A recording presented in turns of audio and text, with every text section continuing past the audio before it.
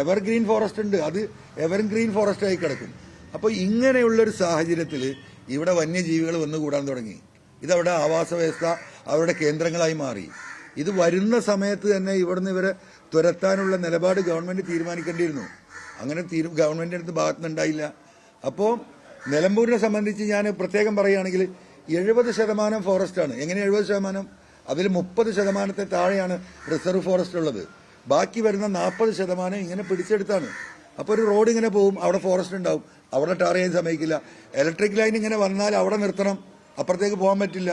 കുടിവെള്ള ലൈൻ ഇപ്പുറത്ത് നിർത്തണം, അപ്പുറത്തേക്ക് പോകാൻ പറ്റില്ല. ഇതൊന്നും മുമ്പുണ്ടായിരുന്നില്ല. ഇപ്പോൾ എല്ലാവരും കൂടി ഇത് വളഞ്ഞിട്ട് പിടിക്കുകയാണ്. ഫോറസ്റ്റ് ഉദ്യോഗസ്ഥന്മാർ യഥാർത്ഥത്തിൽ പരിപൂർണമായിട്ടും സാമൂഹ്യ വിരുദ്ധരായി ഗുണ്ടകളായി മാറും ഈ നിയമം വന്നാൽ. നിങ്ങൾ എഴുതി വെച്ചോ, കേരളത്തിലെ ഒഫീഷ്യൽ ഗുണ്ടകൾ ആരാണെന്ന് ചോദിച്ചാൽ കേരളത്തിലെ ഫോറസ്റ്റ് ഉദ്യോഗസ്ഥരായി മാറ്റുന്ന നിയമമാണ്. ഇന്ന് തന്നെ അവരുടെ സാന്നിധ്യം, അവരുടെ അക്രമം നമുക്ക് താങ്ങാൻ കഴിയുന്നില്ല.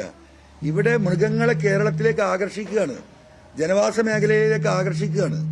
ഫോറസ്റ്റിന്റെ അകത്തുണ്ടാകേണ്ട ആനക്കടക്കം തിന്നാനുണ്ടാവേണ്ട ഭക്ഷ്യവസ്തുക്കളില്ല. കാര്യമായിട്ട് ഓടയും മുളയുമാണ്. ഈ മലമ്പ്രദേശത്തൊക്കെ മുമ്പ് കണ്ടമാനുണ്ടായിരുന്നു. ഇന്ന് അതൊക്കെ അവർ വെട്ടി വെളുപ്പിച്ചു. അവിടെ വേറെ ആനക്ക് തിന്നാൻ പറ്റാത്ത വൻമരങ്ങൾ പിടിപ്പിച്ചു. സ്വാഭാവികമായിട്ടും ഈ ആന ഭക്ഷണം കഴിക്കാൻ എങ്ങോട്ട് പോകും? കാട്ടിലെ ആനക്ക് തിന്നാനൊന്നുമില്ല. തിന്നാൻ കിട്ടാതെ ആവുമ്പം ആനകൾ ഈ ഭക്ഷണം തേടി വരികയാണ്. ഭക്ഷണം തേടി ആനകളെ വരുത്തുകയാണ്. കുടിവെള്ള സ്രോതസ്സുകൾ സ്വാഭാവികമായിട്ട് കാട്ടിന്റെ അകത്തുണ്ടായിരുന്ന സ്രോതസ്സുകൾ പലതും മണ്ണിടിഞ്ഞു പോയി, പലതും ഇവർ തന്നെ തൂർക്കുന്നു എന്നുള്ള പരാതി പോലും തമിഴ്നാട്ടിൽ നിന്നുണ്ട്. ഓവാലി എന്ന് പറയുന്ന ഒരു പഞ്ചായത്തുണ്ട് നമ്മുടെ തൊട്ടടുത്ത്, നിലമ്പൂരിന് ഗൂഡല്ലൂർ കയറി. നിങ്ങളൊന്ന് പോയി നോക്കണം. 45,000 മനുഷ്യർ ജീവിച്ചിരുന്ന നാടാ. ഇന്ന് അവിടെ 5,000 ആളില്ല. നിങ്ങൾ പോയി നോക്കിയാൽ ഇത് യുദ്ധക്കളമാണെന്ന് തോന്നും. അത്രയും വീടുകൾ ഇട്ടിറങ്ങിയ ആളുകൾ പോന്നു. കാരണം ജീവിക്കാൻ മാർഗമില്ല. ആ ഓവാലി പഞ്ചായത്തിന്റെ അവസ്ഥ കേരളത്തിലെ മലയോര മേഖലയ്ക്ക് ആയിക്കൊണ്ടിരിക്കുകയാണ്. അപ്പം ഈ മൃഗങ്ങൾക്ക് വേണ്ട ആവശ്യമായ ഭക്ഷണവും വെള്ളവും വൻകാടുകളിൽ റിസർവ് ഫോറസ്റ്റിൽ ഒരുക്കേണ്ട ഫോറസ്റ്റ് അവിടെ മുഴുവൻ വെട്ടി നിരത്തി ഇതുപോലെ മരം സൃഷ്ടിച്ചു. ഇതാണ് ഒന്ന്. രണ്ടാമത്, കോഴിക്കോട്ടങ്ങാടിയിൽ എങ്ങനെയാ പുലി വരുന്നത്? നിങ്ങൾ ആലോചിക്കണം. മഞ്ചേരി എങ്ങനെയാ വരുന്നത്? തിരുവനന്തപുരത്ത് വരും, സെക്രട്ടേറിയറ്റിനകത്ത് പുലി വരും. അധിക താമസമൊന്നുമില്ല. എന്താ കാരണം? ഇവിടെ പല ആളുകളും പറയുന്നത് ഈ മനുഷ്യരെ നിർബന്ധിത സാഹചര്യം ഉണ്ടാക്കി കാട്ടിൽ നിന്ന് ഇറക്കി വിടാനുള്ള പല രീതിയിലുള്ള ഗൂഢാലോചനകളും ഈ പറയുന്ന ലോബിക്കകത്ത് നടക്കുന്നുണ്ട്. ഇതൊരു ഇന്റർനാഷണൽ ലോബിയുടെ ഇടപെടലാണ്. പത്രക്കാർ ദയവായിട്ട് അതുകൂടെ ഒന്ന് മനസ്സിലാക്കണം. നമ്മുടെ പശ്ചിമഘട്ടം എന്ന് പറയുന്നത് ഇവിടുന്ന് കന്യാകുമാരിയിൽ നിന്ന് ആരംഭിച്ച് കേരളത്തിന്റെ കിഴക്കൻ അതിർത്തിയിലൂടെ കടന്നുപോയി മംഗലാപുരത്തു കൂടെ പോയി, അത് കഴിഞ്ഞ് ഗോവയുടെ വടക്കൻ അതിർത്തി കഴിഞ്ഞ് മഹാരാഷ്ട്ര കഴിഞ്ഞ് ഗുജറാത്തിൽ പോയിട്ടാണ് ഈ പശ്ചിമഘട്ടം അവസാനിക്കുന്നത്. ഈ മേഖലകളിലെ മുഴുവൻ ഇവിടുത്തെ വനസാന്നിധ്യം നമുക്കറിയാം. ആഗോളതാപനം വർദ്ധിക്കുകയാണ്. ആഗോളതാപനം വർദ്ധിക്കുന്നതിന് ഇവിടെ അതിനെ നിയന്ത്രിക്കാൻ കാടുകൾ തന്നെയാണ് വേണ്ടത്. അപ്പൊ പശ്ചിമഘട്ടം അതിൽ വലിയ സ്വാധീനം ചെലുത്തുന്നുണ്ട്.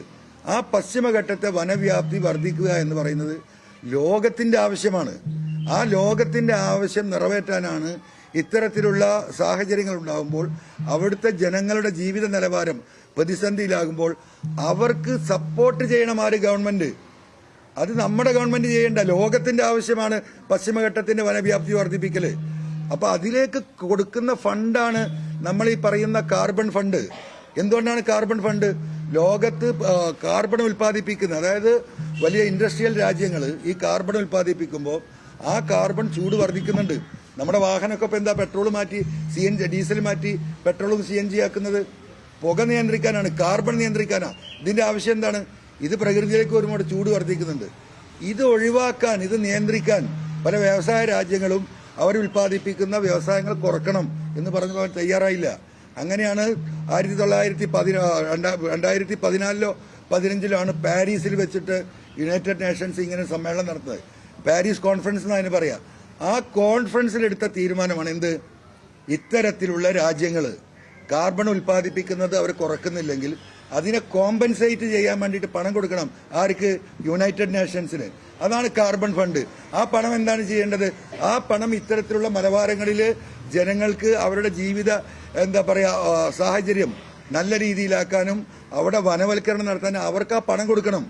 5 പൈസ 5 പൈസ ഈ ഫണ്ടിൽ നിന്ന് ഈ മലയോര മേഖലയിലെ ഈ പശ്ചിമഘട്ടത്തിൽ ഒരാൾക്കും കിട്ടിയിട്ടില്ല. ഈ പണം മുഴുവൻ ഈ IFSകാർ കൊള്ളയടിച്ചു പോവാണ്. രാഷ്ട്രീയക്കാർക്ക് പോലും അറിയില്ല സത്യത്തിൽ ഈ പണം എങ്ങോട്ടാണ് പോകുന്നത്. അപ്പൊ അവരുടെ ആവശ്യം എന്താണ്? ഇവിടെ വനവ്യാപ്തി വർദ്ധിക്കണം. ഇവിടെ കേരളത്തിലെ വനം 10,000 ഹെക്ടർ വർദ്ധിച്ചു എന്നാ നിയമസഭയിൽ കൊടുത്ത കണക്ക്. ഭൂമി പെറ്റുപെരുകുമോ? അപ്പൊ എങ്ങനെയാ വനം വർദ്ധിച്ചത്? എൻക്രോച്ച് ചെയ്യാണ്. എൻക്രോച്ച്. കേരളത്തിലെ ഏറ്റവും വലിയ എൻക്രോച്ചേഴ്സ് എന്ന് പറയുന്നത് ഫോറസ്റ്റ് ആണ്. റവന്യൂവിന്റെ ഭൂമി, PWDയുടെ ഭൂമി, കൃഷി ഫാമിന്റെ ഭൂമി. ഇവിടുത്തെ മുണ്ടേരി ഫാം പത്രക്കാർ നിങ്ങൾ ഇന്നൊന്ന് പോയി അന്വേഷിക്കണം. 1500 ഏക്കർ ഭൂമി ഉണ്ടായിരുന്നു മുണ്ടേരി ഫാമിന്. 500 ഏക്കർ ഇവർ പിടിച്ചെടുത്തു. EFL എന്ന് പറഞ്ഞിട്ട്. EFL എന്ന് പറഞ്ഞ സർക്കാരിന്റെ ഭൂമി തന്നെ പിടിച്ചെടുക്കുന്നു. ഇപ്പൊ എന്താ? പുഴയിലേക്ക് കിടക്കുകയാണ്. അതാണ് ഈ ഭേദഗതിയുടെ ഏറ്റവും വലിയ വിഷയം. നിങ്ങൾ ശ്രദ്ധിച്ചോ? നമ്മളൊക്കെ വെള്ളം കുടിക്കുന്നവരാണ്. കേരളത്തിന്റെ അനുഗ്രഹം തന്നെ 44 പുഴയാണ്. ഇപ്പൊ നിലമ്പൂർ കരുളായി ഫോറസ്റ്റിൽ നിങ്ങൾ പോയാൽ കരുളായി പുഴക്ക് അക്കരെയാണ് ഫോറസ്റ്റ്. ആ അക്കരെയായിരുന്നു ജണ്ട ഉണ്ടായിരുന്നത്. ഇപ്പൊ അവർ ചെയ്തുകൊണ്ടിരിക്കുന്നത് എന്താണ്? ആ ജണ്ട എടുത്ത് പുഴയുടെ ഇക്കരെ കൊടുത്ത് വെക്കുകയാണ്. ഇക്കരെ കൊടുത്ത് വെച്ചാൽ എന്തായി? വനാതിർത്തി പുഴന്റെ ഇക്കരയായി. പുഴ അവരുടേതായി. വെള്ളത്തിന്റെ അവകാശം. അതിനുള്ള നിയമ ഭേദഗതി വരിക. ഇതുവരെ അത് നിയമ സാധുത ഇല്ലായിരുന്നു. ഇപ്പൊ അതിന് നിയമ ഭേദഗതി കൊടുക്കുകയാണ്. ഈ കണ്ട് കാണപ്പെട്ട പഞ്ചായത്തുകൾ എവിടുന്ന വെള്ളം എടുക്കുക? ഇപ്പൊ വരുന്ന പുതിയ നിയമത്തിൽ ഈ അമിതാധികാരം കൊടുക്കുന്നതോടൊപ്പം പുഴയിൽ നിന്ന്, മലയിൽ നിന്ന് ആരംഭിക്കുന്ന പുഴകൾ ഉത്ഭവം അവിടെയാണ്. അതുകൊണ്ട് ഈ വെള്ളത്തിന്റെ ഓണർഷിപ്പ് അവർക്കാണെന്ന് അവരുടെ വാദം. പഞ്ചായത്തിന് കുടിവെള്ള പദ്ധതി ഉണ്ടാക്കാൻ പറ്റില്ല. ഇപ്പൊ ഈ ജലജീവൻ എന്ന് പറഞ്ഞ കോടികൾ കേന്ദ്രത്തിന്റെ പൈസ കൊണ്ട് ഇവിടെ വലിയ പദ്ധതികൾ നടന്നുകൊണ്ടിരിക്കുക. 700 കോടിയുടെ കുടിവെള്ള പദ്ധതിയാ നിലമ്പൂർ നടക്കുന്നത്. ഇതിന് വെള്ളം എടുക്കേണ്ട ചാലിയാർ പുഴയുന്ന.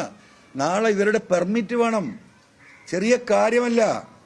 അപ്പം ഈ വനവ്യാപ്തി വർദ്ധിപ്പിക്കുക. പുഴ ഇക്കരത്തെ ജണ്ടിട്ട് കഴിഞ്ഞാൽ എന്തായി?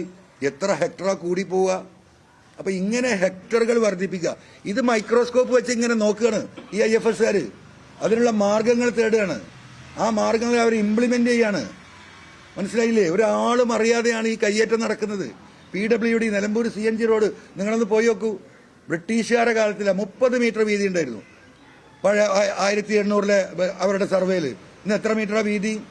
റോഡിന്റെ വക്കത്ത് അതിർത്തിയിൽ കൊടുത്തിട്ട് മരം വെക്കും ഇവര്. കാരണം എന്താ? പിറ്റേത് കുറച്ച് കഴിയുമ്പോഴേക്കും മുളയൊക്കെ ആണെങ്കിൽ 1 വർഷം കൊണ്ട് അത് 1 മീറ്റർ വട്ടത്തിൽ വരും. അതോടുകൂടി ആ വനത്തിന്റെ അതിർത്തി ഇപ്പുറത്തായി. പക്ഷികൾ തൂറി ഒരു കാഷ്ടിച്ചിട്ട് അവിടെ ഒരു വിത്ത് മുളച്ചാൽ അത് അതിർത്തിയാക്കി ഇവർ കാണുകയാണ്. എത്ര വിഷയത്തിൽ നമ്മൾ ഇടപെട്ടു. PWD എഞ്ചിനീയർമാർ ഒരു രക്ഷയില്ല. അവർക്കൊന്നും അങ്ങോട്ട് അടുക്കാൻ കഴിയില്ല. അപ്പൊ അവർ കേസ് ബുക്ക് ചെയ്യും. എഞ്ചിനീയർ അവരോട് പറയും തൊട്ടു പോകരുത്. ഇപ്പൊ നമ്മുടെ പ്രളയത്തിൽ തകർന്ന ചുങ്കത്രയിലെ പാലം റീകൺസ്ട്രക്ട് ചെയ്ത് കഴിഞ്ഞപ്പോൾ അതിലേക്ക് ഓപ്പറേഷൻ റോഡ് കൊടുക്കൂല. 50 കൊല്ലമായി ബസ് ഓടിയ റൂട്ടാണ്. 3.5-4 മാസം പോയി അവസാനം ചെറിയ ഗുണ്ടായിസം ജനങ്ങൾ കാണിച്ചിട്ടാണ് ഫോറസ്റ്റ് അത് വിട്ടുകൊടുത്തത്. അപ്പൊ ഇതൊരു വലിയ വലിയ വലിയ വലിയ വിഷയമാണ്. ആ വിഷയത്തിലേക്ക് ഇടുത്തി പോലെയാണ് ഈ നിയമം വരുന്നത്. അതുകൊണ്ടാണ് ഇത് ഏറ്റെടുത്ത് ജനങ്ങളുടെ ശ്രദ്ധയിൽ. കാരണം ഇത് മൂടി വെക്കപ്പെട്ട നിയമ ഭേദഗതിയാണ്. അതും കൂടി പത്രക്കാർ ശ്രദ്ധിക്കുക. സാധാരണ ഇത്തരത്തിലുള്ള ഭേദഗതികൾ വരുമ്പോൾ പബ്ലിക് ഒപ്പീനിയൻ എടുക്കും, അവരുടെ പരാതി സ്വീകരിക്കും, പത്രങ്ങളിൽ വലിയ കോളം പരസ്യം നൽകും, സമയം കൊടുക്കും. ഒന്നും ഉണ്ടായിട്ടില്ല. നവംബർ 1-ാം തീയതിയാണ് ഇതിന്റെ കരട്. ഈ പറയുന്ന മന്ത്രിമാർ, CPIയുടെ 4 മന്ത്രിമാരുണ്ടല്ലോ, വലിയ പ്രകൃതി സ്നേഹികളാണല്ലോ അവര്, വലിയ മനുഷ്യ സ്നേഹികളാണല്ലോ. മിണ്ടിയവര് ഇവരടക്കല്ലേ ഒപ്പിട്ട് കൊടുത്തത്. കേരള കോൺഗ്രസിന്റെ റോഷി അഗസ്റ്റിൻ ഉണ്ടല്ലോ, മലയോര കർഷകരുടെ രക്ഷകൻ. എന്തേ റോഷി പ്രതികരിക്കാതിരുന്നത്? അവിടെ ഇരുന്ന് കൊണ്ട് അത് ഒപ്പിട്ട് കരടിന് അനുമതി നൽകി മന്ത്രിസഭാ യോഗം. ആ യോഗത്തിൽ ഈ പറയുന്ന റോഷിയും ഈ പറയുന്ന CPI മന്ത്രിമാരുണ്ട്. ഇടുക്കിയിലും കോട്ടയത്തും കർഷകർ പ്രശ്നം ഉണ്ടാക്കിയപ്പോൾ നേതാക്കന്മാരെയും കൂട്ടി മുഖ്യമന്ത്രിയെ പോയി കണ്ടിട്ട് ആശങ്ക അറിയിച്ചു അല്ലേ? അപ്പൊ ഈ ജനനി ആരെയാ കാത്തിരിക്കേണ്ടത്? അപ്പൊ ഈ നിയമം ഒരു കാരണവശാലും അസംബ്ലിയിൽ വന്ന് ചർച്ച നടന്ന പാസ്സാവും. എനിക്ക് കേരളത്തിലെ പ്രതിപക്ഷ നേതൃത്വത്തോട് അങ്ങേയറ്റം അഭ്യർത്ഥിക്കാനത് അത്രയും സീരിയസ് ആണ്. മലയോര കർഷകര്, ഇവിടുത്തെ പൊതുസമൂഹം എല്ലാവരും ഈ വിഷയത്തിൽ ഇടപെടണം. ഇത് 1,30,00,000 മാത്രമല്ല ബാധിക്കുന്നത്. കോഴിക്കോട്ടങ്ങാടിയിൽ കുരങ്ങാണ്, സെക്രട്ടേറിയറ്റിൽ കുരങ്ങാണ്, കേരളത്തിലെ ഹൈക്കോടതിയിൽ കുരങ്ങാണ്. ഫയൽ വെക്കാൻ വയ്യ, ഭക്ഷണം ഉണ്ടാക്കാൻ വയ്യ. കാട്ടിനിറങ്ങി നാട്ടിലെത്തി. കോഴിക്കോട് അങ്ങാടി കൂടെ ആന മാർച്ച് ചെയ്യും. നിലമ്പൂര് ATM കൗണ്ടറിലെ ആനയാണ് നടു റോട്ടിൽ, നടു അങ്ങാടിയിൽ. ഇത് പെരുകയാണ്. ഇതെന്ത് ഇത് നിയന്ത്രിക്കണ്ടേ? നിങ്ങൾ മനസ്സിലാക്കേണ്ടത് ഈ 2024 ജനുവരിയിൽ 1972 ഈ വന നിയമത്തിൽ ഭേദഗതി വരുത്തണമെന്ന് പറഞ്ഞ് ഒരു MLA എന്ന നിലയ്ക്ക് സുപ്രീം കോടതിയിൽ റിട്ട് ഫയൽ ചെയ്തതിനാ PV അൻവർ ഇന്ന് 4 ആളുണ്ടാക്കാൻ തുടങ്ങിയല്ല. ഈ ഫെബ്രുവരിയിൽ അദ്ദേഹം LDFന്റെ കൂടെയാ. ആ കേസ് 3 വട്ടം സുപ്രീം കോടതി കേട്ടു. ഈ വർഷം 2024 എന്താ സുപ്രീം കോടതി പറഞ്ഞതെന്നറിയാം നിങ്ങൾ? ഈ പറയുന്ന വിഷയത്തിൽ ഇത് വളരെ സീരിയസ് ആയിട്ടുള്ള വിഷയമാണ്. സുപ്രീം കോടതിക്ക് ഈ വിഷയത്തിൽ ഒന്നും ചെയ്യാൻ കഴിയില്ല. പക്ഷേ കേരളത്തിന്റെ ഗ്രീവിയൻസ്, നമ്മൾ 20 കൊല്ലത്തെ ഇവിടുത്തെ ഗ്രീവിയൻസ്, എത്ര ആൾ മരിച്ചു, എത്ര നഷ്ടമുണ്ടായി, ആ കണക്കുകൾ മുഴുവൻ കോടതിയിൽ നമ്മൾ കൊടുത്തതാ. ഇത് വായിച്ചിട്ട് ബഹുമാനപ്പെട്ട സുപ്രീം കോടതി പറഞ്ഞു, നിങ്ങളുടെ റിട്ട് ഞങ്ങൾ തള്ളുന്നില്ല. ഇതിൽ സ്റ്റേറ്റിൽ ചില കാര്യങ്ങൾ ചെയ്യാനുണ്ട്. If you want you can file this petition in the high court of Kerala എന്ന് പറഞ്ഞിട്ട് എന്റെ റിട്ട് മടങ്ങി തന്നു, തള്ളാതെ മടങ്ങി തന്നു. ആ റിട്ട് ഫയൽ ചെയ്യാൻ ഹൈക്കോടതിയിൽ കൊടുത്തിരിക്കുകയാണ്. അപ്പോൾ ഈ മൊത്തത്തിൽ ലോകരാജ്യങ്ങൾ ഞങ്ങൾ ആ കൊടുത്ത റിട്ടില് നിങ്ങൾ പ്രത്യേകം മനസ്സിലാക്കേണ്ടത്, ലോകത്ത് നമ്മളെക്കാളും ഫോറസ്റ്റിലെ രാജ്യമാണ് കാനഡ, അത് കഴിഞ്ഞ ഓസ്ട്രേലിയ, അതുപോലെ അമേരിക്ക. ഡെവലപ്ഡ് കൺട്രീസിലൊക്കെ ഫോറസ്റ്റ് ഉണ്ട്, അവിടെയൊക്കെ വന്യമൃഗങ്ങളുണ്ട്. 5 വർഷം കൂടുമ്പം ഇതിനെ നിയന്ത്രിക്കാനുള്ള ഒരു കമ്മിറ്റി ഉണ്ട്. ആ കമ്മിറ്റി പരിശോധന നടത്തി ഇത് പെറ്റുപെരുകി എണ്ണം വർദ്ധിച്ചിട്ടുണ്ടെങ്കിൽ അതിനെ കശാപ്പ് ചെയ്യാനുള്ള നിയമം അവിടെ ഉണ്ട്. ഓസ്ട്രേലിയയില് സീസണിൽ നിങ്ങൾക്കറിയോ, അവിടെ ഇതിന് കൾച്ചറൽ യൂണിറ്റുകളുണ്ട്, കമ്മ്യൂണിറ്റി യൂണിറ്റുകൾ. അവർക്ക് സർക്കാർ തോക്ക് കൊടുക്കാണ് കങ്കാരുവിനെ കൊല്ലാന്. ഒരു കങ്കാരുവിനെ വെടിവെച്ച് കൊടുത്താൽ $100 അവർക്ക് ഇനാം കൊടുക്കുകയാണ്. സുപ്രീം കോടതിയിൽ കൊടുത്താൽ നിങ്ങളൊന്ന് വായിച്ചു നോക്കണം. അങ്ങനെയാണ് അവിടെ മനുഷ്യർ ജീവിക്കുന്നത്. ഇവിടെ ഒരു വനം മന്ത്രി, എന്താ അദ്ദേഹത്തിന്റെ സ്ഥിതി? എന്താ അദ്ദേഹം നിലമ്പൂർ വന്നിട്ട് പറഞ്ഞത്? ഒന്ന് വന്നല്ല നിലമ്പൂരിലേക്ക്. ഒരു ആദിവാസി യുവാവിനെ ചവിട്ടിക്കൊന്ന് ഈ കോലത്തിലാക്കിയിട്ട് തിരിഞ്ഞു നോക്കിയവര് വൈകുന്നേരം 6:30 മണിക്ക് ഈ അപകടമുണ്ടായിട്ട് 11 മണിയോട് കൂടി ആശുപത്രിയിലെത്തിയ പോട്ടെ, അവിടെ കിടന്ന് ചോര വാർന്ന ഒഴുകിയാണ് മരിച്ചത്. ഇനി പോസ്റ്റ്മോർട്ടം റിപ്പോർട്ട് വരുമ്പം നമുക്കറിയാം. അവിടെ വന്നിട്ട് ഫോറൻസിക് സർജന് ചെയ്യേണ്ട സർജറി പോസ്റ്റ്മോർട്ടം ആരാ ചെയ്തത് എന്നുള്ളത് നമുക്ക് പരിശോധിക്കണം. അതുണ്ടായിട്ടില്ല. ചോര വാർന്നിട്ടാണ് മണി മരണപ്പെട്ടത്. ഈ ഫോറസ്റ്റിന്റെ നിരുത്തരവാദിത്വം. എന്നിട്ട് ആ ബോഡി ആശുപത്രിയിൽ രാത്രി 10:30 എത്തിയിട്ട് പിറ്റേ ദിവസം 11:30 മണിക്കാണ് ഇൻക്വസ്റ്റ് നടത്തുന്നത്. ഒരു പട്ടിന്റെ വില കൽപ്പിച്ചോ മനുഷ്യന്? അയാളുടെ ഫോറസ്റ്റ് ഓഫീസിൽ കയറിയ ആളുകളെ 4 ചില്ലടിച്ച് പഠിച്ചതായിട്ട് വലിയ പ്രശ്നം. എന്തിനാ അദ്ദേഹം പറഞ്ഞത്? PV അൻവറിനെ ഞാൻ നിങ്ങൾക്ക് പറഞ്ഞിട്ടുണ്ടല്ലോ, വേറെ പല പഞ്ചായത്തിലും വേറെ മണ്ഡലങ്ങളിലും ഇങ്ങനെ പ്രശ്നങ്ങൾ ഉണ്ടായിട്ടുണ്ടല്ലോ. അവിടെയൊക്കെ MLA മാർ എന്റെ അടുത്ത് വന്നിരുന്ന് സംസാരിച്ച് പ്രശ്നം പരിഹരിക്കല്ലേ ചെയ്തത്. അദ്ദേഹം ശോഭിക്കുന്നവനാ, നിങ്ങൾക്കറിയില്ലെന്ന്. ഞാനിനി അയാളെ അണ്ടിപ്പരിപ്പ് ഞാൻ തിരുവനന്തപുരത്ത് പോകണോ? കുറെ അണ്ടിപ്പരിപ്പ് ഞങ്ങൾ തിന്നതാ. ഇങ്ങനെ വരുന്നവരെ ഇങ്ങനെ സോപ്പാക്കി വിടുക. അയാൾക്ക് എന്താ പണി? ഈ ഫോറസ്റ്റ് മന്ത്രിയുടെ സംഭാവന എന്താ ഈ 3.5 കൊല്ലത്തിനിടക്ക്? ഈ കേരളത്തിലെ ജനങ്ങൾക്ക് എന്ത് ചുക്കാണ് ചെയ്തത്? ഒരു മന്ത്രിയായി ഇരിക്കുക. എന്താ ഇപ്പൊ മാറ്റാത്തത്? എന്താ മാറ്റാത്തത്? ഒരു പാർട്ടിയുടെ NCPയുടെ ഭാഗമായിട്ട് വന്നൊരു മന്ത്രിയെ NCPയുടെ പ്രസിഡന്റാ മാറ്റാൻ പറഞ്ഞത്. മാറ്റാത്തതിന് കാരണം എന്താ പറയുക? നമുക്ക് മാറ്റിയാൽ ഈ ബില്ല് ഒപ്പിടേണ്ടത് തോമസ് കെ തോമസ് എന്ന് പറയുന്ന ക്രൈസ്തവ സമുദായത്തിൽപ്പെട്ട MLA ആയിട്ടുള്ള തോമസ് കെ തോമസ് ആണ്. തോമസ് കെ തോമസ് ഫോറസ്റ്റിന്റെ മന്ത്രിയായി വന്നാൽ ഈ അമെന്റ്മെന്റിൽ ഒപ്പിടുമെന്ന് നിങ്ങൾക്ക് തോന്നുന്നുണ്ടോ? ആ സമുദായങ്ങളെ പുറത്താക്കും. അയാൾക്ക് ഈ നാട്ടിലിറങ്ങാൻ കഴിയില്ല. ക്രൈസ്തവ സമൂഹമാണ് ഇതിൽ ഏറ്റവും കൂടുതൽ പീഡനം അനുഭവിക്കുന്നത്. അവര് സ്വാഭാവികമായിട്ട് എതിർക്കില്ലേ? തോമസ് കെ തോമസിന്റെ കയ്യിലേക്ക് ഈ ബില്ല് പാസ്സാകുന്നതിന് മുമ്പ് ഫോറസ്റ്റ് മന്ത്രി പദം നൽകിയാൽ അത് നടക്കൂല എന്ന് ആർക്കറിയാം? പിണറായിക്കറിയാം. അത് തന്നെയാണ് കൊടുക്കാത്തതിന്റെ പ്രധാന കാരണം. ഈ രീതിയിൽ എല്ലാ ഓട്ടകളും അടച്ചിരിക്കുകയാണ്. പുറത്ത് പബ്ലിഷ് ചെയ്തിട്ടില്ല, പത്രത്തിൽ പരസ്യം ചെയ്തിട്ടില്ല. ഗസറ്റ് പബ്ലിക്കേഷൻ നടത്തി പ്രധാനമന്ത്രി. ഗസറ്റിലെല്ലാം ഉണ്ടാവും. ആരാ ഗസറ്റ് കാണുക? ഈ 3.5 കോടി ജനങ്ങളെ 1000 ആള് മറിച്ചു നോക്കുമോ? 1000 ആള്. ഞങ്ങളുടെയൊക്കെ MLA മാരുടെയൊക്കെ PA അവരൊന്ന് മറിച്ചു നോക്കും. പ്രധാന വിഷയം ഉണ്ടെങ്കിൽ ആ മണ്ഡലത്തിന് അല്ലെങ്കിൽ പൊതുവായിട്ടുണ്ടെങ്കിൽ അത് സൂചിപ്പിക്കും. അപ്പൊ ആ ഗസറ്റിലൂടെ ഒളിച്ചു കിടത്തുകയാണ്. അപ്പം എല്ലാ നിലക്കും ക്രൈസ്തവ സമൂഹത്തിന് എതിർപ്പുകൾ ഉണ്ടാകുമ്പം, ക്രൈസ്തവ സമൂഹത്തിൽ ഒരു മന്ത്രിയാകുമ്പം ക്രൈസ്തവ സമൂഹത്തിൽ ആ മന്ത്രിക്ക് അത് ഒപ്പിടില്ല. ഏതെല്ലാം ആംഗിളിലൂടെയാണ് ഈ കാര്യങ്ങൾ കൊണ്ടുപോകുന്നത്? അപ്പം മലയോര മേഖലയിലെ 1,30,00,000 ജനങ്ങൾ, ഞാൻ ഈ പറഞ്ഞ കോഴിക്കോട്ടങ്ങാടിയിലും തിരുവനന്തപുരത്തും കൊച്ചിയിലും താമസിക്കുന്ന സാധാരണ ജനങ്ങൾ, പണ്ട് ഇത് ഫോറസ്റ്റിന്റെ വിഷയമല്ലേ എന്ന് പറഞ്ഞ് അങ്ങാടിക്കാർ മാറിയിരുന്നു. ഇനി മാറി നിൽക്കാൻ കഴിയില്ല. പന്നി ജില്ലാ ആശുപത്രിയിൽ പന്നിയാണ്. മഞ്ചേരി ജില്ലാ ആശുപത്രി അറിയാം നിങ്ങൾക്ക്? ജില്ലാ ആശുപത്രിയിൽ രാത്രി 8 മണി കഴിഞ്ഞാൽ രോഗികളോടൊപ്പമുള്ള കൂടെ ഇരിക്കുന്നവർ ആശുപത്രിയുടെ പുറത്തേക്ക് ഇറങ്ങുന്നില്ല. എന്താ കാരണം? പെറ്റ് പെരുകിയിരിക്കുക പന്നി. ഈ പന്നിയെല്ലാം കൂടെ ഇവിടെ പെറ്റ് പെരുകിയിട്ട് എന്ത് ആവാസ വ്യവസ്ഥക്ക് എന്ത് സംഭാവന? മന്ത്രി ഒന്ന് എക്സ്പ്ലെയിൻ ചെയ്യണം, ഇവിടുത്തെ പ്രകൃതിവാദികളൊന്ന് എക്സ്പ്ലെയിൻ ചെയ്യണം. ഈ ആന പെറ്റ് പെരുകിയുണ്ടായാൽ ഈ പ്രകൃതിയുടെ ആവാസ വ്യവസ്ഥക്ക് എന്താണ് അതിന്റെ സംഭാവന? നമ്മൾക്കാർക്കും മനസ്സിലായിട്ടില്ല. ഒറ്റ വാക്ക ആവാസ വ്യവസ്ഥ, അതിന് ഭയങ്കര പ്രശ്നം വരും. എന്നിട്ട് ആളുകൾ ഇങ്ങനെ അന്തം വിട്ട് നിൽക്കുക. എന്താണ് ഈ ആവാസ വ്യവസ്ഥ?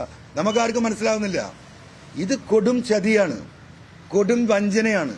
ഈ മലയോര മേഖലയിലെ ജനങ്ങളെ നിർബന്ധിത സാഹചര്യം ഒരുക്കുക, അതിനുള്ള ഇൻഫ്രാസ്ട്രക്ചർ, അതാണ് നടക്കുന്നത്. അങ്ങനെ ഇവിടെ വനവ്യാപ്തി വർദ്ധിപ്പിക്കണം. അതിന് കോടികൾ ഈ പറയുന്ന കാർബൺ ഫണ്ട് ഉൾപ്പെടെ ഇന്റർനാഷണൽ ഏജൻസികളുടെ കൈകളിൽ എത്തുന്നുണ്ട്. 2004 നിങ്ങൾക്കറിയണോ, ഇവിടെ ഉണ്ടായിരുന്ന ഒരു IFS ഓഫീസർ അന്ന് എന്നോട് പറഞ്ഞ, അദ്ദേഹം മനുഷ്യരോട് ഒരു മനുഷ്യപ്പറ്റുള്ള ഒരു വ്യക്തിയായിരുന്നു. കെ സുധാകരൻ മന്ത്രിയായിരിക്കുന്ന കാലത്ത് അന്ന് അദ്ദേഹം എന്നോട് സൂചിപ്പിച്ചാണ്, അൻവർ നിങ്ങളൊന്ന് പരിശോധിച്ച് നോക്കണം, ഇവിടുത്തെ IFSകാരുടെയൊക്കെ മക്കൾ എവിടെയാ പഠിക്കുന്നത്. 2004 ഇവരെ ശമ്പളം എത്രയാ?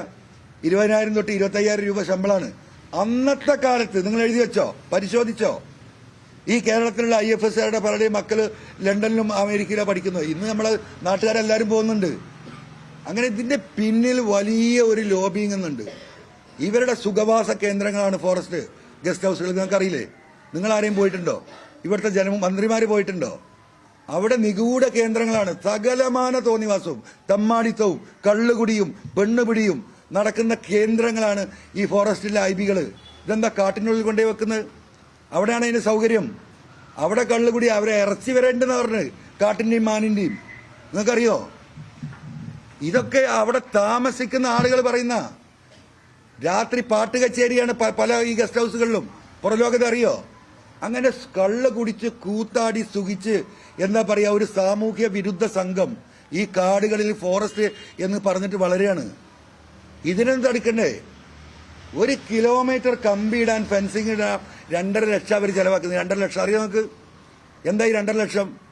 ഉള്ളിപ്പാട പോലെയുള്ള ട്യൂബാണ് ഈ പൈപ്പ് എന്ന് പറഞ്ഞത്. ഇങ്ങനെ ആക്കിയാൽ ഒടിയും. അതിന്റെ മുകളിൽ കൂടെ കെട്ടുന്ന കമ്പി എന്ന് കാണണങ്ങള് മൈക്രോസ്കോപ്പ് വെച്ച് നോക്കണം അവിടെ കമ്പി ഉണ്ടോന്ന്. ലോകത്ത് ഇത്ര വണ്ണം കുറഞ്ഞിട്ടില്ല എന്താ പറയാ നൈസായിട്ടുള്ള കമ്പി എവിടുന്നാ വരുന്ന കൊണ്ടുവരുന്ന അറിയില്ല. 50,000 ചെലവില്ലാത്ത 2.5 ലക്ഷം ഈ രീതിയിൽ പോവുകയാണ്. അപ്പോഴോ 15 കോടി രൂപയാണ് ഈ വർഷം നിലമ്പൂരിൽ ബിൽഡിംഗ് കെട്ടാൻ ചെലവാക്കിയത്. മന്ത്രിയുടെ സദസ്സിൽ ഞാൻ പറഞ്ഞതാ. എത്ര കാറുകളാണ് ഇവർക്ക് വാങ്ങുന്നത്? നിങ്ങളിപ്പോ DF ഓഫീസിൽ പോയി നോക്കൂ. എത്ര ക്രിസ്റ്റ അങ്ങനെ തിളങ്ങുന്ന കാറുകൾ എയർ കണ്ടീഷൻ ചെയ്ത്. ഇവർക്ക് എന്തിനാണ് ഈ ക്രിസ്റ്റാണ്? ഇവർക്ക് കാട്ടിൽ പോകാൻ ജീപ്പാവേണ്ട, അതിൽ ആക്സിഡന്റ് ആയിക്കോട്ടെ. ഇത്രയും ലക്ഷങ്ങൾ മുടക്കുന്ന കാറുകൾ, ആഡംബര കാറുകൾ എന്തിനാ ഇവർക്ക്? എന്നിട്ട് എന്താ ഫോറസ്റ്റുകാരെ പല പണിയും? നിലമ്പൂരെന്ന് സ്വകാര്യത്തിൽ നിങ്ങൾ പോയി നിങ്ങളുടെ ക്യാമറയിട്ട് ഇരുന്നറിയും. ഇവർക്ക് പച്ചക്കറി വാങ്ങാൻ ഒരു ബീറ്റ് ഓഫീസർ പോകണം. ഇവരുടെ ഭാര്യമാർക്കുള്ള വേറുള്ള സാധനം വാങ്ങിക്കൊടുക്കാൻ വേറൊരുത്തൻ പോകണം. കൂലിപ്പണി എടുപ്പിക്കുകയാണ്, അടിമപ്പണി. ആരെക്കൊണ്ട്? ഈ സാധാരണ ഫോറസ്റ്റുകാരെ കൊണ്ട്. മീൻ വാങ്ങാനൊരു വണ്ടി വേറെ, പലചരക്കിന് വേറെ വണ്ടി, കോഴിക്കോടേക്ക് ഷോപ്പിങ്ങിന് പോകാം വേറെ വണ്ടി. ഇവിടേക്ക് ഈ IFSകാരെ വീട്ടിലൊന്ന് പോയി നോക്കണം നിങ്ങൾ. ഈ ജനത്തിനെ കൊന്നിട്ട് അവരെന്ത് തെമ്മാടിത്തം ചെയ്തോട്ടെ, പക്ഷെ ഈ ജനത്തിന് ഇവിടെ ജീവിക്കണം. അതിനുള്ള വഴിയുണ്ടാകണം, അതിനുള്ള നിയമമാണ് വേണ്ടത്. അതുകൊണ്ട് ബഹുമാനപ്പെട്ട UDFന്റെ മുഴുവൻ നേതൃത്വത്തോട് എനിക്ക് പറയുന്നത്, നിങ്ങൾ ഏറ്റെടുക്കണം. ഏറ്റെടുക്കുക മാത്രമല്ല, നിങ്ങൾ അധികാരത്തിൽ വന്നാൽ ഇവിടെ നമുക്കറിയാം ഈ പശ്ചിമഘട്ടത്തിലെ ഈ 11-12 സംസ്ഥാനങ്ങളുണ്ട്. ഈ സംസ്ഥാനത്തെ മുഴുവൻ മുഖ്യമന്ത്രിമാരെയും പോയി കാണണം ഇവിടുത്തെ ലീഡർഷിപ്പ്. ആ മുഖ്യമന്ത്രിമാരെ ഒരുമിച്ച് നിർത്തിക്കൊണ്ട് ഈ 972 വന നിയമത്തിൽ ഭേദഗതി വരുത്താൻ ഈ പശ്ചിമഘട്ടത്തിലെ മുഴുവൻ സംസ്ഥാനങ്ങളെയും ഒരുമിപ്പിച്ച് ചേർത്തുള്ള ഒരു പോരാട്ടത്തിന് നേതൃത്വം കേരളത്തിൽ നിന്ന് ഉയർന്നു വരണം. അത് ഉയർത്തിക്കൊണ്ടുവരാൻ അടുത്ത ഈ 2026 തെരഞ്ഞെടുപ്പിൽ UDF ഇവിടെ അധികാരത്തിൽ വരണം. ആ അധികാരത്തിൽ വരുന്ന UDF അതുകൂടി ഏറ്റെടുക്കണം, അവിടത്തേക്ക് ഇത് എത്തിക്കണം. ഈ വിപ്ലവം തുടങ്ങേണ്ടത് ഈ ഫോറസ്റ്റ് ഉദ്യോഗസ്ഥരുടെ ഇല്ലെങ്കിൽ ഈ വന്യമൃഗശല്യത്തിന്റെ ഈ വിപ്ലവം തുടങ്ങേണ്ടത് കേരളത്തിലാണ്. ആ നേതൃത്വം ബഹുമാനപ്പെട്ട UDF ലീഡർഷിപ്പ് ഏറ്റെടുക്കണം എന്നാണ് ഇത്തരമൊരു സാഹചര്യം ഉരുത്തിരിഞ്ഞൊരു ഘട്ടത്തിൽ എനിക്ക് പറയാനുള്ളത്. തീർച്ചയായിട്ടും. അതായത് ഈ വിഷയത്തിന്റെ ഗൗരവം അവർക്ക് ഇപ്പോൾ പഠിച്ചു, അവർക്ക് മനസ്സിലായി, മുമ്പും അറിവുള്ളതാണ്.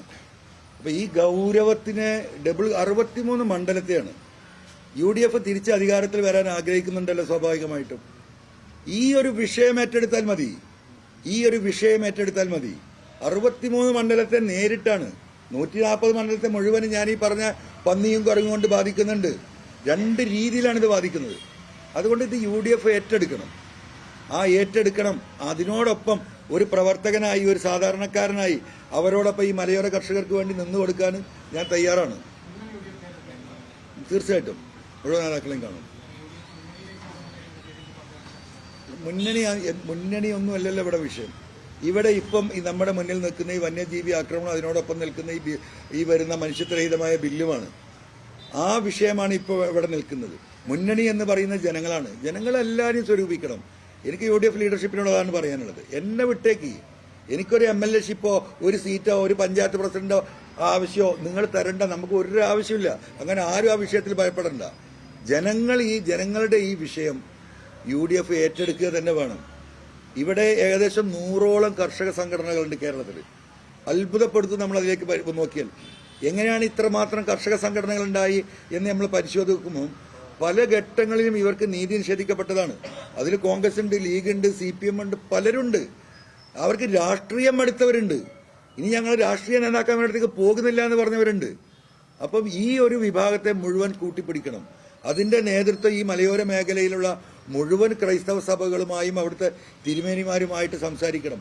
ഇവരെ എല്ലാവരെയും കൂട്ടി യോജിപ്പിച്ചുകൊണ്ട് വലിയ ഒരു അജിറ്റേഷന് ലീഡർഷിപ്പ് നൽകണം UDF നേതൃത്വം. ആ പണിയാണ് ഞാൻ എടുത്തുകൊണ്ടിരിക്കുന്നത്. അതിൽ ഏകദേശം ഈ പറയുന്ന എല്ലാ സംഘടനകളും രാഷ്ട്രീയത്തിനതീതമായിട്ട് ഈ വിഷയത്തിൽ ഇടപെടാൻ തയ്യാറായി നിൽക്കുകയാണ്. അതോടൊപ്പം വനവാസികളായ ആദിവാസികൾ ഒന്ന് പോയി നോക്കണം നിങ്ങൾ അവരുടെ അവസ്ഥ. എത്രായിരം കോടി രൂപയാണ് ഒരു വർഷം ഇവിടെ കൊടുക്കുന്നത്. ഒരു പൈസ അതിന്റെ 10-1 പോലും ഇവർക്ക് എന്താ പറയാ, ഇവരുടെ ഈ പറയുന്ന പദ്ധതികളിൽ അത് ചെലവഴിക്കാനോ അവർക്ക് ഗുണകരമായ ഒരു അവസ്ഥയിലെത്താനും സാധിക്കുന്നത്.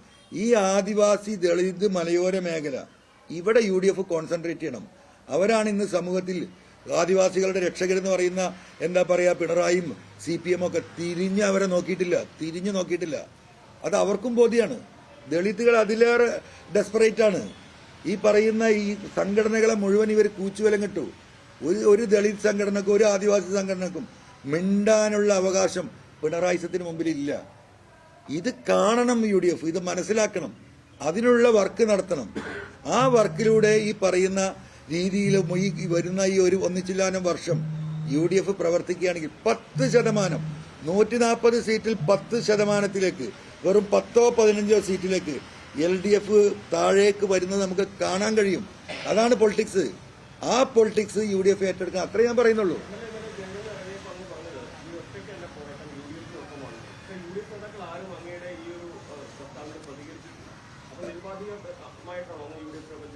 അല്ല, താങ്കൾക്ക് ചെവിയില്ലാത്തതുകൊണ്ട് താങ്കൾ അത് കേൾക്കാതിരുന്നു.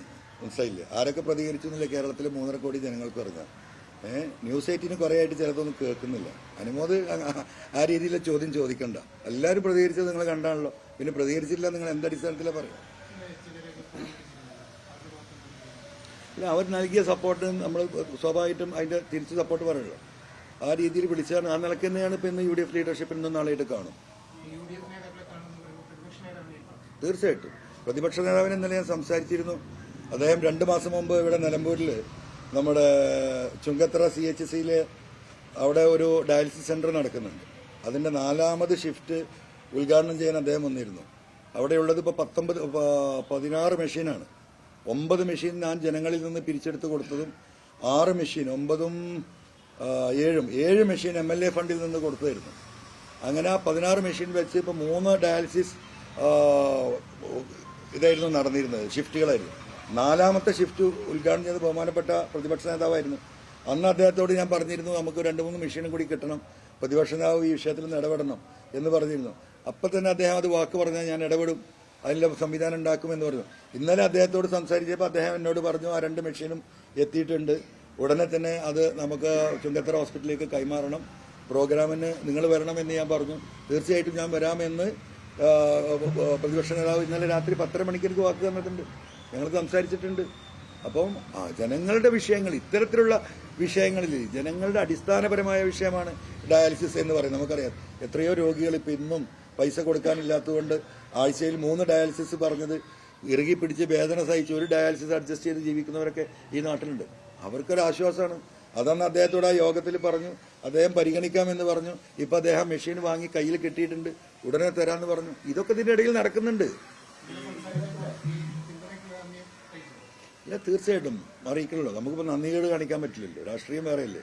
ഇപ്പൊ വേണമെങ്കിൽ ഈ ഒരു ഘട്ടത്തിൽ UDF ഉണ്ടാതിരുന്നൂടായിരുന്നോ? സ്വാഭാവികമാണല്ലോ. അൻവറൊന്ന് പോയി പഠിക്കട്ടെ, ഒന്ന് അനുഭവിക്കട്ടെ എന്നാണ് അവർ വിചാരിച്ചിരുന്നെങ്കിൽ സ്വാഭാവികമായിട്ടും അതിനനുസരിച്ച് അവർക്ക് സംസാരിച്ചൊഴിയാമായിരുന്നു. അവരെ ചെയ്തിട്ടില്ലല്ലോ. അവരങ്ങനെ ഒരു ഘട്ടം വന്നപ്പോൾ ഇങ്ങനെ ഒരു മനുഷ്യനെ ഈ പറഞ്ഞതുപോലെ ഭീകരനാക്കി രാത്രി പാതിരാക്ക് പോലീസ് തൂക്കിക്കൊണ്ടു പോകുമ്പോൾ അതിന് മാനുഷികമായിട്ടും രാഷ്ട്രീയമായിട്ടും തന്നെയാണ് അവർ പ്രതികരിച്ചത്. അതുകൊണ്ട് ഇപ്പോൾ പാണക്കാട് തങ്ങളോടായാലും കുഞ്ഞാടി സാഹിബിനോടായാലും രമേശ് ചെന്നിത്തലയോടായാലും സുധാകരനോടായാലും അതിന് ഇടപെട്ട പ്രതിപക്ഷ നേതാവിനോടായാലും എനിക്ക് നന്ദി പറയേണ്ട ബാധ്യത ഉണ്ടല്ലോ. ഞാനങ്ങനെ മനുഷ്യരോട് നന്ദികേട് കാണിക്കുന്ന ആളല്ല. നമ്മൾ നിൽക്കുന്ന സ്ഥലത്ത് ആത്മാർത്ഥമായി നിന്നിട്ടുണ്ട്. ആ ആത്മാർത്ഥമായി നിന്നതിന്റെ പേരിലാണല്ലോ ഇപ്പൊ പുറത്തേക്ക് വരേണ്ടി വന്നത് LDF നിന്ന്. ഞാൻ അന്നും ജനങ്ങളോടൊപ്പമാണ് നിന്നത്. ജനങ്ങളുടെ വിഷയം പറഞ്ഞപ്പോഴാണ് ഞാൻ പുറത്തായത്. അതുകൊണ്ട് ഇപ്പൊ ഈ UDF ലീഡർഷിപ്പ് എന്റെ കൂടെ നിൽക്കുമ്പോൾ നമ്മൾ മരിച്ചു നിൽക്കുന്നു. അതിനെന്താ തർക്കം?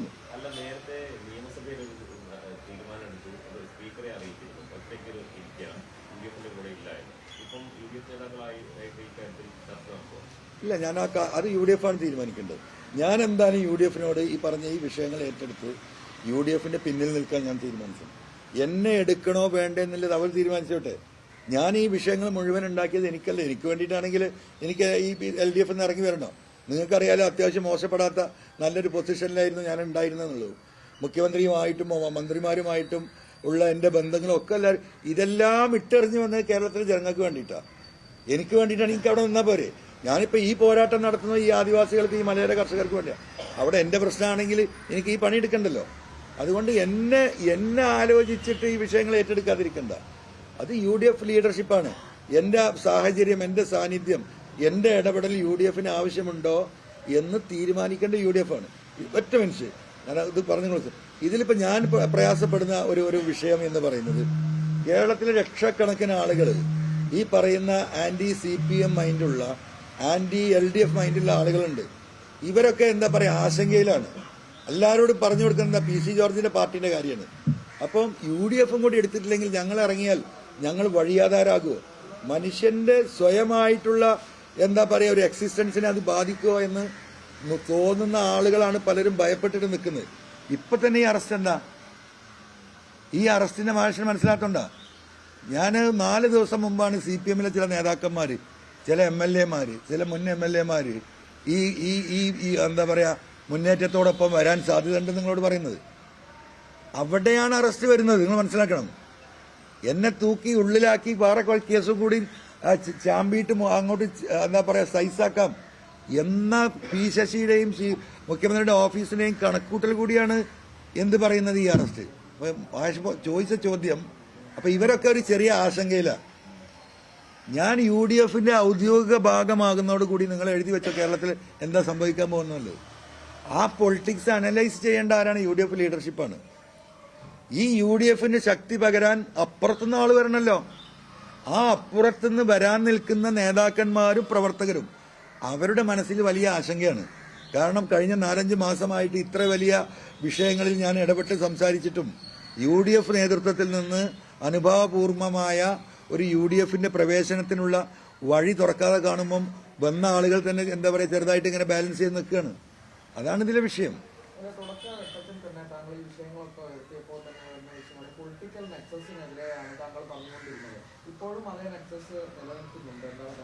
തീർച്ചയായിട്ടും ആ നെക്സസിന്റെ ഭാഗം തന്നെയല്ലേ ഇത്.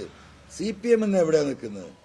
CPM ഉദ്ദേശം എന്താ? CPM ഉദ്ദേശമല്ല, സോറി, പിണറായിയുടെ ഉദ്ദേശം എന്താ? പിണറായിക്ക് ഏൽപ്പിച്ച ഉത്തരവാദിത്തങ്ങൾ ഇനിയിപ്പം ഞാൻ നിങ്ങളോട് പറയാത്തൊരു കാര്യമുണ്ട്. കാരണം അത് ജുഡീഷ്യറിയുമായി ബന്ധപ്പെട്ട ഒരൊറ്റ വിഷയമായതുകൊണ്ട് ADGP അജിത് കുമാർ ഇടപെട്ട ഒരു വിഷയമുണ്ട്. എന്റെ അടുത്ത് അതിന്റെ ഡോക്യുമെന്റ് ഉള്ളതാണ്. പക്ഷെ അതൊരു ജുഡീഷ്യറിയുമായി ബന്ധപ്പെട്ട ഒരു വിഷയമായതുകൊണ്ട് മാത്രമാണ് ഞാനിത് പറയാതെ നിൽക്കുന്നത്. അത് പറയേണ്ട ഒരു ഘട്ടം വരികയാണെങ്കിൽ ഞാനത് പറയും. അപ്പോ ആ നെക്സസ് RSS നേതൃത്വവുമായിട്ടുള്ള നെക്സസ് വളരെ സ്ട്രോങ് ആയിട്ട് ഇവിടെ പ്രവർത്തിക്കുന്നുണ്ട്. ആ നെക്സസിന്റെ ഭാഗം എന്താണ് CPM നിലപാട്? നിങ്ങളൊന്ന് ആലോചിച്ച് നോക്കി. എന്താണ് ഇപ്പൊ ഈ ന്യൂനപക്ഷങ്ങൾക്കെതിരെയുള്ള സംസാരം? എന്താണ് ഈ മുനമ്പം വിഷയത്തിൽ ക്രൈസ്തവ സമൂഹത്തോടുള്ള CPM നിലപാട്? ഇതൊക്കെ പറ്റിക്കപ്പെടുകയും എതിർക്കപ്പെടുകയും ചെയ്യുന്നതിൽ അതിൽ വേറൊരു പൊളിറ്റിക്സ് ഉണ്ട്. പിണറായി എനിക്ക് ശേഷം പ്രളയമാണ്.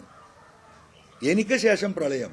ഒരു കാലത്തും CPM കേരളത്തിൽ അധികാരത്തിൽ വരാത്ത വിധമുള്ള പൊളിറ്റിക്കൽ സ്ട്രാറ്റജിയാണ് RSS നേതൃത്വം പിണറായിയെ ഏൽപ്പിച്ചിരിക്കുന്നത്. ആ സ്ട്രാറ്റജി വർക്കൗട്ട് ചെയ്തുകൊണ്ടിരിക്കുകയാണ്. അതിന്റെ ഭാഗമാണ് നമ്മൾ ഈ കണ്ടുകൊണ്ടിരിക്കുന്നത്. അതുകൊണ്ട് ആ നെക്സസ് തുടരുന്നുണ്ട്. അതിന്റെ വിശദമായ കാര്യങ്ങൾ ഇനി വിശദീകരിക്കേണ്ടി വന്നാൽ ആ ജുഡീഷ്യറിയുമായി ബന്ധപ്പെട്ട് അജിത് കുമാർ നടത്തിയ ഇടപാടുകൾ അത് ഡൽഹിയിലാണ്, കേരളത്തിലല്ല. മനസ്സിലായി? അത്രേ ഞാൻ ഇപ്പോൾ പറയുന്നുള്ളൂ. അജിത് കുമാർ നടത്തിയ ഇടപാടുകൾ. അപ്പം അദ്ദേഹത്തെ സംബന്ധിച്ച് അദ്ദേഹം പരിപൂർണമായും ബന്ധിതനാണ്. അദ്ദേഹത്തിന്റെ കാല് ബന്ധിതനാണ്, അദ്ദേഹത്തിന്റെ ഇടതുകാലും വലതുകാലും ബന്ധിതനാണ്, അദ്ദേഹത്തിന്റെ കൈകൾ ബന്ധിതമാണ്, അദ്ദേഹത്തിന്റെ നാവ് ബന്ധിതമാണ്. എല്ലാം ബന്ധിതമായിട്ട് ഈ ബന്ധിക്കപ്പെട്ട എല്ലാ ചരടുകളും പോയി നിൽക്കുന്നത് RSSന്റെ കേന്ദ്രത്തിലാണ്. അവിടെയാണ് ഇത് കെട്ടിവെച്ചിരിക്കുന്നത്. അപ്പൊ സ്വാഭാവികമായിട്ടും ആ ഇൻസ്ട്രക്ഷൻ പ്രകാരം, ആ നെക്സസിന്റെ തീരുമാന പ്രകാരമല്ലാതെ ഒരു ഇഞ്ച് മുന്നോട്ട് പോകാൻ പിണറായി വിജയന് സാധിക്കില്ല.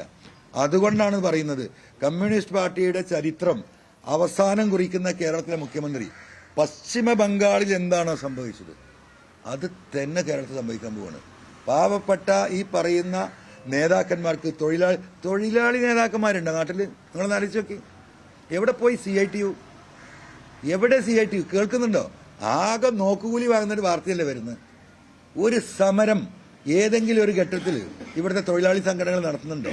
ഇവിടുത്തെ ആദിവാസി സംഘടനകൾ നടത്തുന്നുണ്ടോ? ഇവിടുത്തെ ദളിത് വിഭാഗം നടത്തുന്നുണ്ടോ? എല്ലാ നേതാക്കന്മാരെയും ഈ കയറിൽ കെട്ടിയിരിക്കാണ്. മിണ്ടാൻ അധികാരമല്ല. അതാണ് പിണറായിസം. ആ പിണറായിസമാണ് CPMന്റെ അടിവേര് തകർക്കും. ഒരു തർക്കവും നിങ്ങൾ കരുതണ്ട.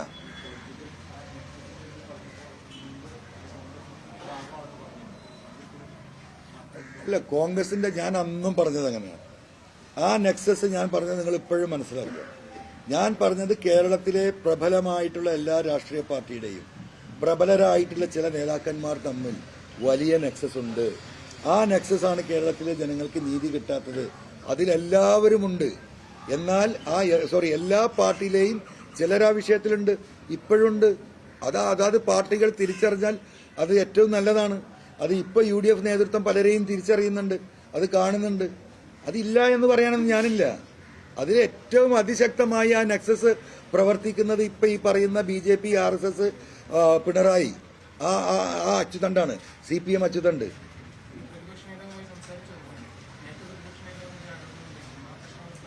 അതൊക്കെ കഴിഞ്ഞു പോയ രാഷ്ട്രീയത്തിലെ അഭിപ്രായങ്ങളും നിലപാടുകളും അത് ഇരുമ്പൊലൊക്കെ പോലെ എങ്ങനെയൊന്നും നിൽക്കില്ല. രാഷ്ട്രീയ സാഹചര്യത്തിനനുസരിച്ച് ഇപ്പോ ആ സാഹചര്യത്തിന് അത് മാറ്റേണ്ടി വരും. പൊതുസമൂഹം ഒന്നടങ്കം ഒരു വിഷയത്തെ നേരിടുമ്പോൾ, പ്രതിസന്ധിയെ നേരിടുമ്പോൾ, ഞാൻ പണ്ടത് പറഞ്ഞല്ലോ എന്ന് പറഞ്ഞിട്ട് ആ വടിയും പിടിച്ചല്ല നിൽക്കേണ്ടത്. അത്തരത്തിലുള്ള ആളുകളിൽ കൂടി ഒരുമിച്ച് അല്ലെങ്കിൽ അവരുടെ കൂടെ ചേർന്നിട്ട് ഈ സാമൂഹ്യ തിന്മയ്ക്കെതിരെ പോരാടുക എന്നതാണ് ഒരു പൊതുപ്രവർത്തകന്റെ ഉത്തരവാദിത്തം. ആ ഉത്തരവാദിത്തം ഏറ്റെടുക്കും.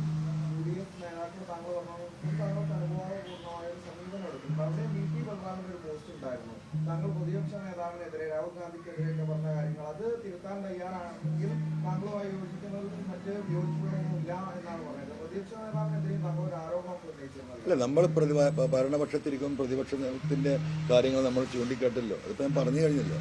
അതിലപ്പുറം ആർക്കും പോസ്റ്റ് ഇടാനുള്ള അവകാശം കേരളത്തിലുണ്ടല്ലോ. അത് അദ്ദേഹം അങ്ങനെ പോസ്റ്റ് ഇട്ടിട്ടുണ്ടാവും. ഇന്ന് പിന്നെ വേറെ ആരും ലീഡർഷിപ്പിന് ആരും വിളിച്ചിട്ടില്ല. ഇവിടെ പരിസരത്ത് കോഴിക്കോട്, തൃശ്ശൂർ ആരെങ്കിലും ഉണ്ടെങ്കിൽ കാണും, ഉണ്ടാവുമെന്ന് പ്രതീക്ഷിക്കും. അല്ലെങ്കിൽ തങ്ങളെ കാണും. 1 മണിയാണ് ഏകദേശം സമയം പറഞ്ഞില്ലേ. ഈ സമയം മാറിയാൽ അത് ഭയങ്കര സംഭവമാക്കാൻ നിൽക്കേണ്ടത്. ഇപ്പൊ നമ്മുടെ വന്നിരിക്കുമ്പോഴാണ് വിളിക്കുന്നത്, നിങ്ങൾ കണ്ടതാണ്.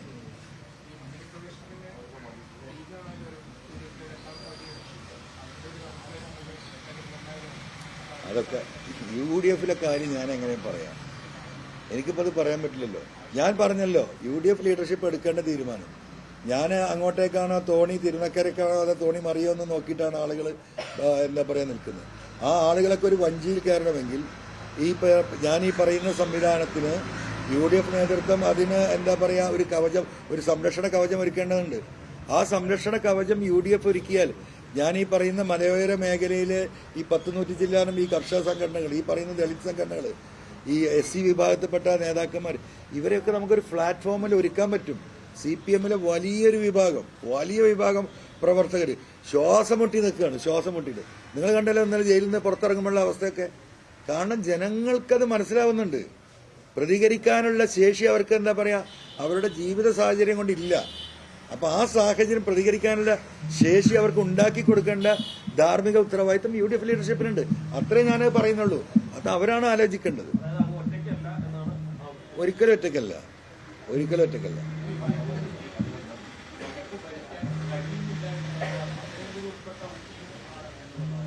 അല്ല, അദ്ദേഹം രാജിവെക്കുന്നതായിരിക്കും അദ്ദേഹത്തിന് ഏറ്റവും നല്ലത്. എന്തിനാണ് അദ്ദേഹം ഈ മന്ത്രിയായി നടക്കുന്നത്?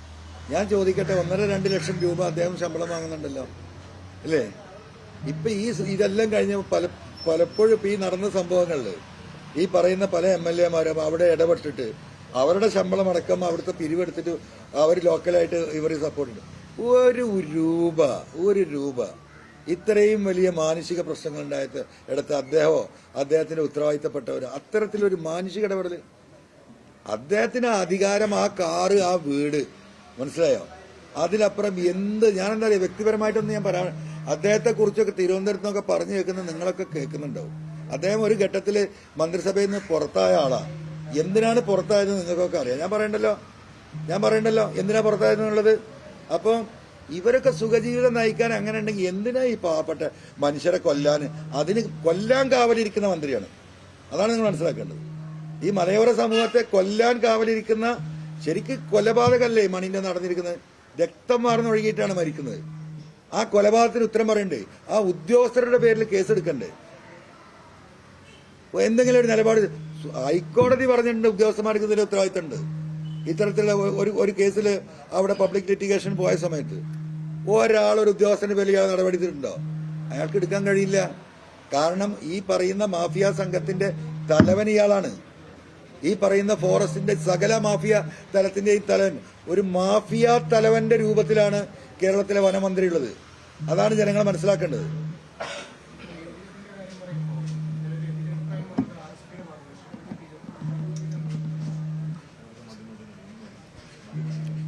അതൊന്നും ഇപ്പൊ ഞാൻ പറയേണ്ട കാര്യമില്ല.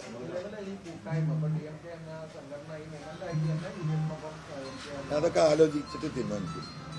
അത് UDF-നോട് ഞാൻ പറയാനുള്ള കാര്യങ്ങളും ഞാൻ ഈ വിഷയത്തിൽ കണ്ടിട്ടുള്ള എന്താ പറയുക സാഹചര്യങ്ങളും അത് നമ്മൾ വിസ്തരിക്കുന്നുണ്ട്. അതിനുശേഷം അവരുമായി കൂടിയാൽ ഞാൻ പറഞ്ഞില്ല, ഞാനൊരു പ്രവർത്തകനായിട്ട് പോലും നിൽക്കാൻ തയ്യാറാണ്. അത് പിന്നെ കുഴപ്പമില്ലല്ലോ.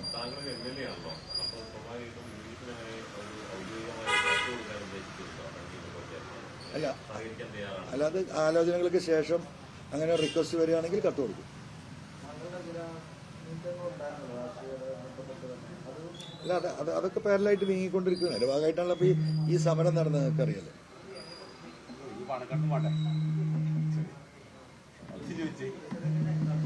ഓ, കാണാൻ പരിശ്രമിക്കും. ഈ ആഴ്ച ഈ 2 ദിവസങ്ങൾ കാണാൻ നോക്കും.